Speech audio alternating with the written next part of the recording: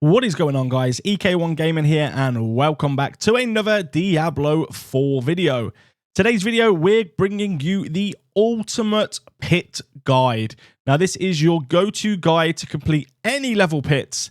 That's low-level pits for you new people or people that are not familiar with pits. And of course, for the OGs, the veterans, it's going to be a way to make your high-level pits a little bit easier and easier to navigate. Now, if you do find this video helpful, be sure to hit the like button, hit the subscribe button, and of course, if you want help on Diablo 4 or you want to meet new people in an absolute crazy good community, go ahead and join our EK1 Gaming TV Discord server. The link will be in the description below. Along with this video, we will be giving away some platinum for Diablo 4. So all you have to do to win this platinum is, of course, hit the like button, make sure you're subscribed to the channel, and leave me a comment in the comment section below. Let me know which character you are maining this season, Season 7. Let me know. Of course, I am maining the Necro, but I've just started a Barb. Let me know in the comment section below. I will pick some people to win some platinum. So the first thing I want to go through is pretty obvious here. It's the gear you're using. So make sure you're not going to go into a level 142 pit with non-max gear or no gear that's been masterworked and stuff like that. So make sure when you've got your gear, you actually do the masterworks as well. So masterwork into what you feel like you need to masterwork into. And that includes the runes as well. So make sure you're looking at what talents or perks you're getting from mixing two runes together. Like Ignitech here is offering a 0.3 seconds, cast a non-basic skill to gain the stored offering. It invokes Barbarian's Earthquake. Because I'm using a Barbarian build, basically what's going to happen is I'm just going to get even more Earthquakes. And then again, here you can put back Gar. Travel 5 meters, I gain 5% crit chance for 5 seconds, up to 25%. I'm always moving with this barb, so it's always going to be proccing. And make sure you are doing what it says to proc as well, so make sure you're getting the most out of these runes. On top of that, of course, you want to get these gems from the witchcraft vendor.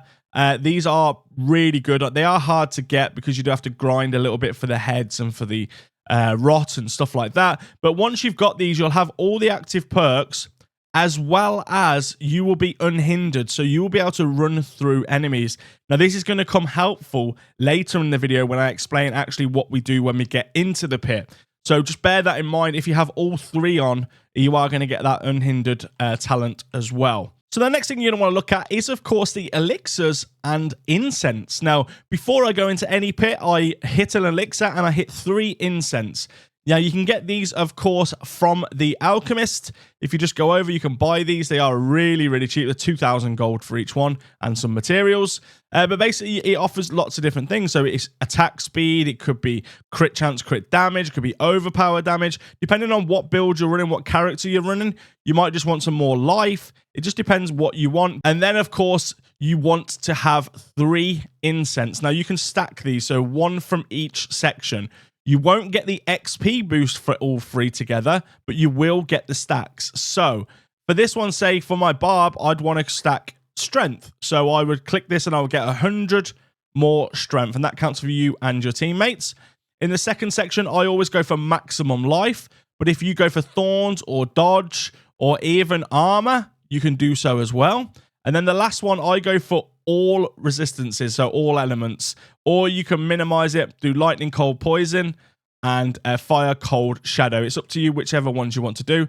Pit's a little bit dodgy because you don't know what kind of level you're going to get, so I just go for all on this one. Just gives me that extra resistance to those elements. Now, the next tip is something that you probably wouldn't think of, but it actually really helps out. Your mercenaries. Now, go to your hired mercenaries and make sure you have Subo active. Now, what he does is in the top right corner, you'll have your mini-map.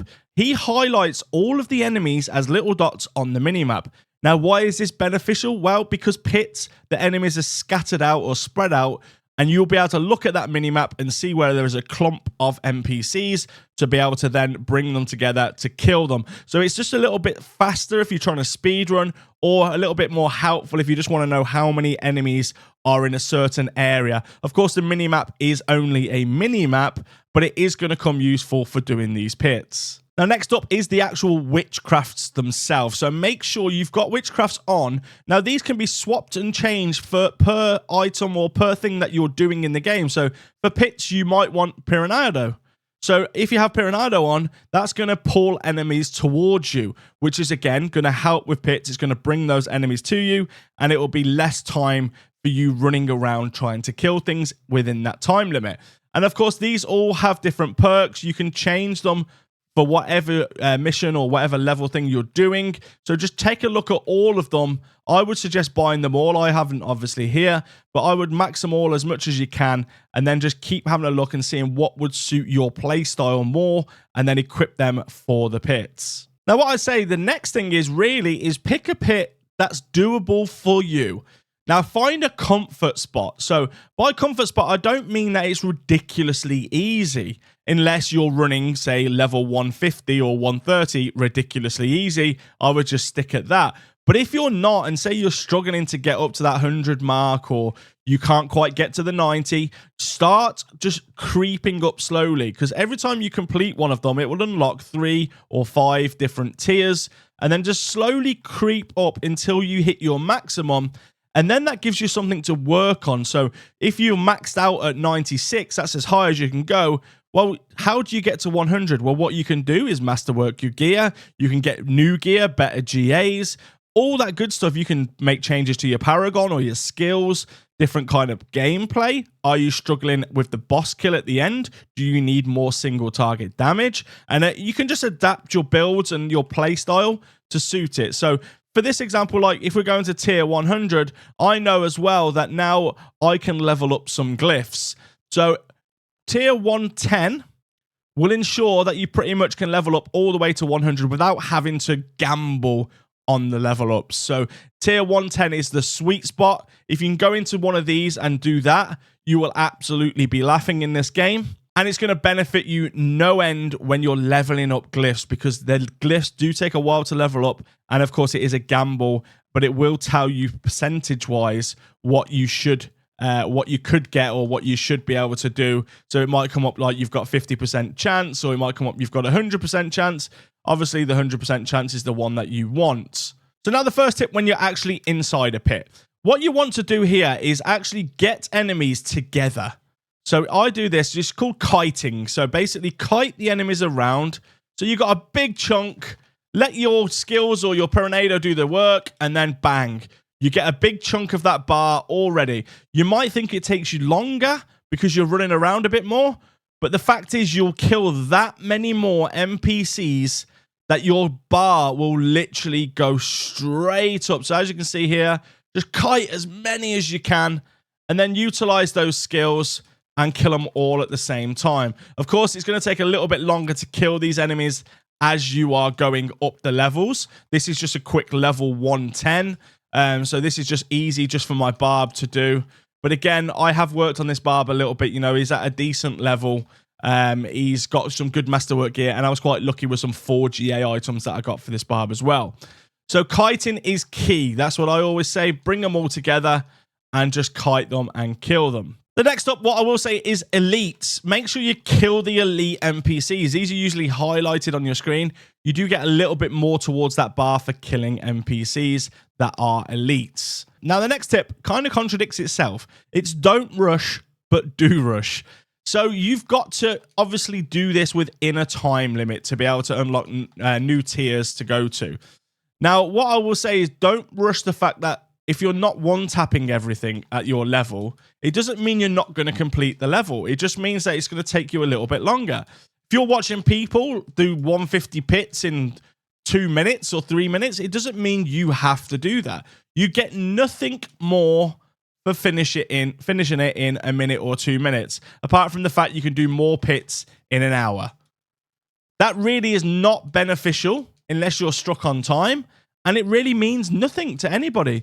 As long as you complete the pit, that's all that matters. You've got the pit done, you've got your rewards for it, and of course, you are unlocking new tiers, or if you've done a level 150, you've kind of completed pits. And on top of that, just make sure you know your build. So knowing your build is really, I know if I spin, I'm going to get an earthquake, which is going to do damage. That's where my damage is coming from. It's not coming from my actual spins. So I can leave that there, and it's still going to do damage to him. Granted, it's not going to be a high amount, but you can see his life going down. So the more spins and earthquakes I put down and skills I use, the more damage it's going to do to him. So I can now know I can leave that. I can run around and avoid these mechanics. And again, get yourself familiar with mechanics in the game. How it happens, what it works. When he's like stunned, you know, you're going to do a little bit more damage or whatever it may be. Just make sure you're familiar with what the mechanics are of most of these bosses. You'll learn that as you go along. Like Bramble will fire poison onto the floor, so make sure you don't stand in that. So then once you've done the pit, level up your glyphs. Now, I've got all these ones at level 100. Make sure you're the glyphs that you want. So, I don't know, if you wanted Brawl, just make sure you level that. Ambidextrous, make sure you level up that. As you can see it's a 100% success chance there because we were already at a low level on the glyphs. The higher level glyph, the higher level pit you'll have to do to get the 100% chance like I explained earlier. So that is it for today's pit video. If you found this video helpful, be sure to hit the like button and the subscribe button. As I said at the beginning of the video, this can be used to get your high level pits tactics and of course your medium or low level pits if you're just starting out. If you do need any help, make sure you join our Discord server. The link is in the description below. And of course, enter that platinum giveaway by simply putting what character you use this season in the comment section below. Take care, everybody. Stay safe, and I'll see you in the next video.